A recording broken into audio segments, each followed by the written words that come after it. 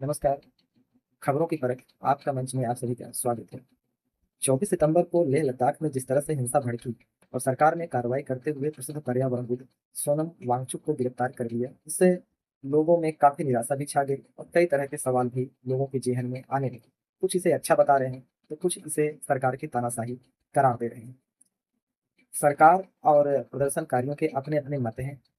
अभी कल के ही तारीख में लद्दाख के उपराज्यपाल कबीर गुप्ता जी का भी बयान आया है। उन्होंने कहा कि जो भी कार्रवाई सोनम वांगचुक पर की गई है वह पूरी तरह से ठोस सबूतों के आधार पर की गई। लेकिन वहीं सोनम वांगचुक की पत्नी ने भी सुप्रीम कोर्ट का दरवाजा खटखटाया है। उन्होंने हेबियस कार्पस के तहत कार्रवाई की मांग की है। थोड़ा सा जानते हैं कि हेबियस कार्पस आखिर होता क्या है। दरअसल भारतीय संविधान के भाग 3 में अनुच्छेद 32 संवैधानिक अधिकारों से संबंधित है।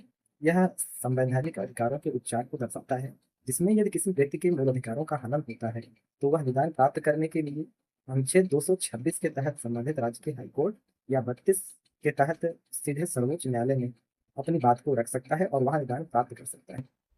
तब यदि कोई व्यक्ति अनुच्छेद 32 के तहत सर्वोच्च न्यायालय जाता है और यह कहता है कि उसके मूल अधिकारों का हनन हुआ है, तो सुप्रीम कोर्ट को 5 तरह के रिट्स जारी करने की शक्ति प्राप्त है।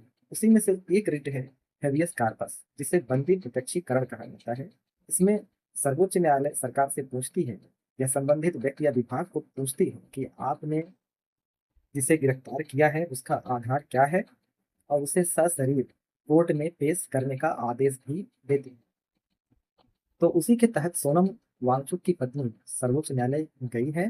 दरअसल 5 रिटों में बंदी प्रत्यक्षीकरण, जिसे हेबियस कार्पस कहा जाता है, इसी के तहत सोनम वांगचुक की पत्नी ने मांग की है कि उन्हें सशरीर कोर्ट के समक्ष लाया जाए और सरकार से भी सवाल किए जाए। दूसरे तरह का जो रिट होता है उसे फर्मादेश कहते हैं, जिसे मैंडेमस कहा जाता है। तीसरे तरह की रिट होती है उत्प्रेषण, जिसे सर्टियोराली कहा जाता है।